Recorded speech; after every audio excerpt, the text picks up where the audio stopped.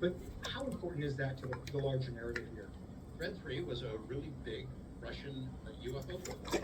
There had been a 10-year stretch of the entire Russian military, the USSR military apparatus. Every unit in that system had to identify, investigate, and pass all the information of any UFO incident onto the Ministry of Defense. Thread 3 grew out of that. It was analyzing all those cases, trying to figure out if they could duplicate the technology that was flying around in their skies.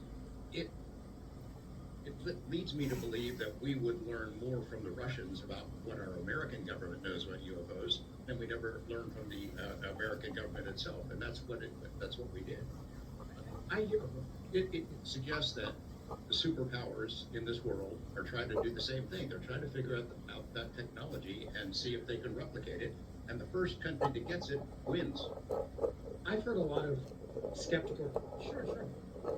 I've heard a lot of skeptical people talk about how, or they question, if this is truly a real phenomenon, why does it only happen in the United States? Not realizing that there are global reports and incidents. So, by you introducing that, do you think that all of a sudden now there's more of an awareness about how this is an international? We Americans are pretty self-centered, and we think that anything that happens in the rest of the world doesn't count. But these things have been around for a long time, flying over every continent, every culture, as long as humans can recall. And it is a global. The Russians, the Chinese, the Japanese, the Israelis, they're all interested in trying to get the technology. And, maybe events like this could help push us toward the stigma being released. Maybe an event like this will help reduce the stigma and get more people involved, scientists, engineers who've been told for so long that there's nothing to it.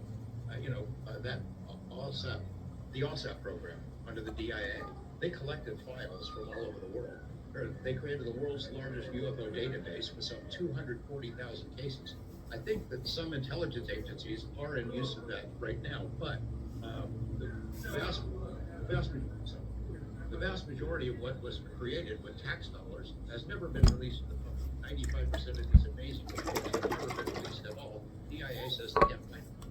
Amazing. Two more questions for you, and then I'm all done. What is the next immediate step? I know it's a marathon, it's not a sprint here, disclosure, but what do you think comes next after today? What I hope comes next is that Congress can enact some protections for whistleblowers that are meaningful, that can protect them not only from retribution in their job, that can maintain their security clearances, and that encourages more whistleblowers